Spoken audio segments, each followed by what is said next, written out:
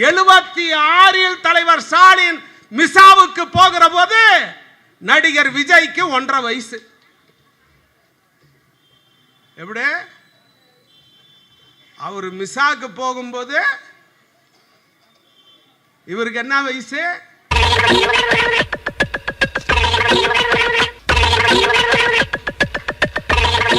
குழந்தை வயசு, 1.5 வயசு.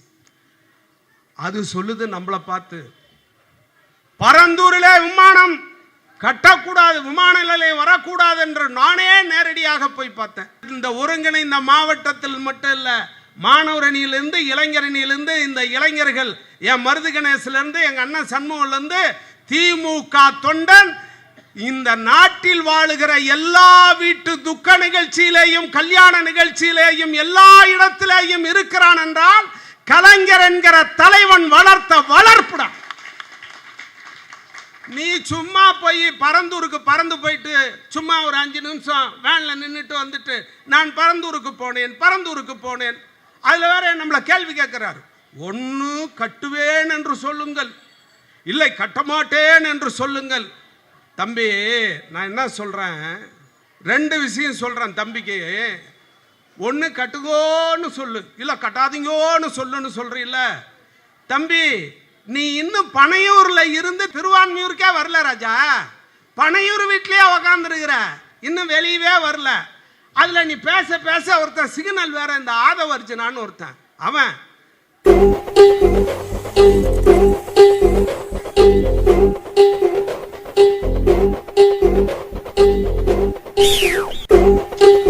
இவர் டைரக்ஷன் கொடுக்கிறாரு, அவரு அங்க நடிக்கிறார்.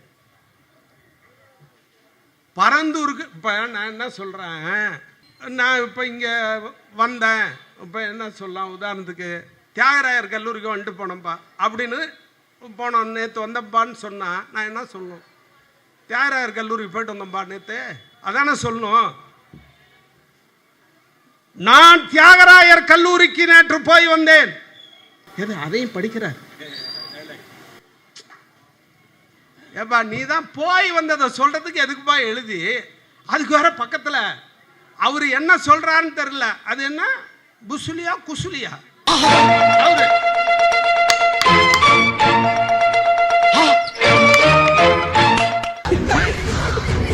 அப்பாடே தம்பி, நாங்க எம்ஜிஆரையே பார்த்துட்டோம்டா தம்பி.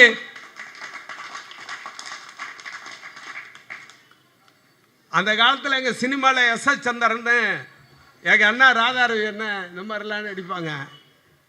நான் இருக்க வேண்டிய இடத்துல தான் இருக்கிறேன்னு இப்படி காட்டுவார். நாங்கள் எவ்வளோ நடிகனை பார்த்துட்டோம், எவ்வளோ பேர். அதில் அது என்ன சொல்ல வர்றாரு, அங்கே நீங்கள் கொடுத்திருக்கிற அறிக்கையில் யாரு அவர் சொல்றாரு, நீங்கள் கொடுத்திருக்கிற அறிக்கையில் வராது என்று சொல்லுங்கள், இல்லை வரும் என்று சொல்லுங்கள்.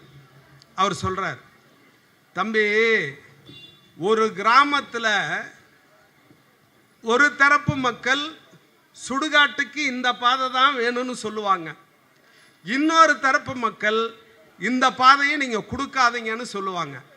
அப்போ ஒரு அரசு நடத்துறவங்க என்ன செய்வாங்கன்னு கேட்டா, வராது இல்ல வரும் அப்படிலாம் சொல்ல முடியாது.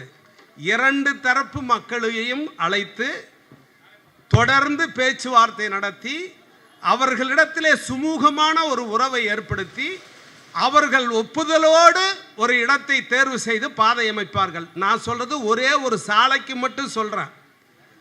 ஒரு பெரிய விமான நிலையம் வருது அப்படின்னு சொன்னா அந்த ஊர் மக்களோடு கலந்து பேசி, அதிகாரிகள் பேசி, அமைச்சர் அளவில் பேசி, அதுக்கப்புறமா அங்க இருக்கிற மக்களுடைய கருத்துக்களை கேட்டு அவங்களுக்கு எந்த சங்கடமும் இல்லாத அளவுக்கு, விவசாயத்துக்கு சங்கடம் இல்லாத அளவுக்கு அதுக்கான சூழல்களை உருவாக்குவார்கள். ஒன்னொன்று என்னன்னு கேட்குறேன்னா, விமான நிலையம் வருதுன்னா அது இந்த தண்ணி குழாய் போடுற மாதிரி எங்க வேலை இல்லை ராஜா.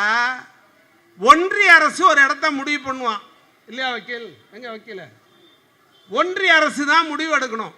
இப்போ இந்த ஏரியாவில் ரோடு போடணும், இந்த இடத்துல காவா அடைச்சிருச்சு, இல்லை தண்ணி வரல, ரேஷன் கடையில் பிரச்சனை, இல்லை சமுதாய கூடம் கட்டி கொடுக்கணும், இல்லை அங்கன்வாடி பிரச்சனை, அல்லது வேற எதுனா பிரச்சனைனாக்கா எபினேசரை பார்த்தா என் ஏரியாவில் அந்த மாதிரி பிரச்சனைன்னு சொன்னால் அது எபினேசர் கண்ட்ரோலு, எம்எல்ஏ கண்ட்ரோலு.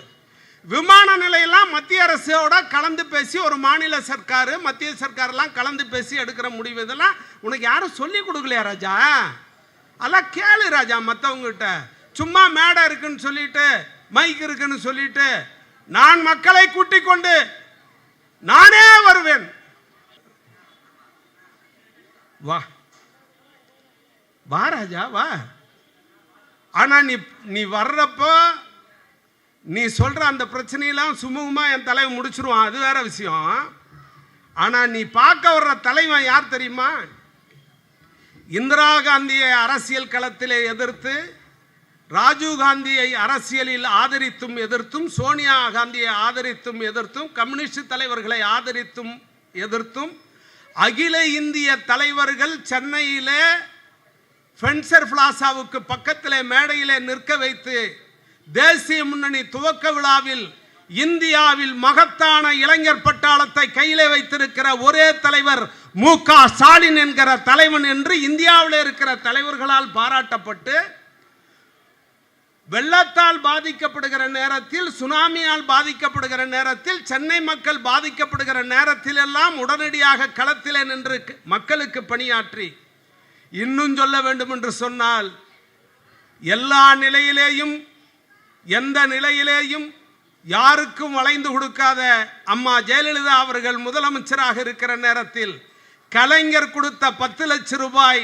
முதலமைச்சர் நிவாரண நிதியை எடுத்துக்கொண்டு நேரடியாக முதலமைச்சரை சந்தித்து எங்கள் கட்சியின் சார்பிலே உங்களுக்கு வழங்கப்படுகிற நிதி என்று அம்மையார் ஜெயலலிதாவை அரசியல் நாகரீகத்தோடு சந்தித்த நாகரீகம் உள்ள தலைவர் எங்களுடைய தலைவர்.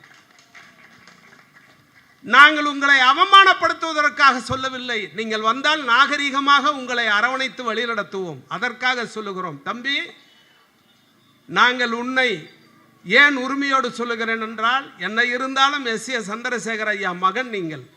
உங்களை உங்க அப்பாவுக்கு 3 படத்துக்கு கதவசனம் எழுதி கொடுத்து அவருக்கு சினிமாவில் மறுபடியும் சர்க்கலை உருவாக்கி, அதாவது புகழின் உச்சிக்கு கொண்டு செல்ல கலைஞர் வசனம் எழுதி கொடுக்கிற நேரத்தில் நீங்கள் கோபாலபுரத்திற்கு வந்த தம்பி தான். உங்களை சின்னதிலே இருந்து பார்த்தவர்கள் தான் நாங்கள். எனவே மேடை இருக்கிறது என்பதற்காக நானே வருவேன் என்று இந்த யாரோ சொல்லிக் கொடுக்கிற டைலாக் எல்லாம் சொல்லிக்கிட்டு நீங்கள் பேசினால் திமுக காரனை சாதாரணமாக நினைக்க வேண்டாம். திமுக காரன் தேர்தல் களம் வந்து விட்டால் பார்க்கிற பார்வையில் மட்டும்தான் புள்ளிமானின் பார்வை இருக்குமே தவிர அவன் செயல் புலியின் பாய்ச்சலாக இருக்கும் என்பதை தம்பி மறந்துவிடக்கூடாது.